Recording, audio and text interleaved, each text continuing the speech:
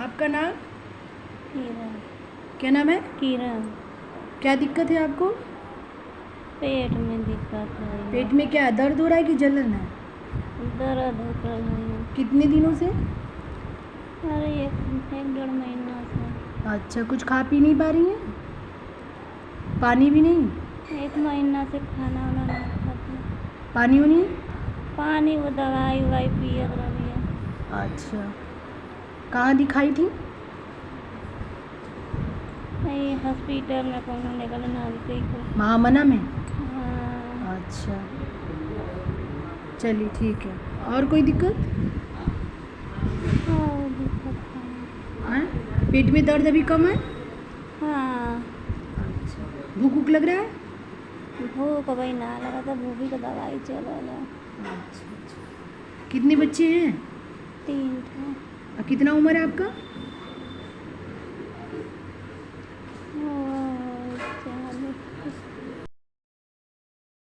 40। अपना नाम बताइए। मेरा नाम किरण है। जोर से थोड़ा बोलिएगा। मेरा नाम किरण है। कहाँ से आई हैं? तरह से। अच्छा, क्या कितना उम्र होगा आपका? ये 40 है। अच्छा, क्या समस्या थी आपको? पेट का समस्या रहल है।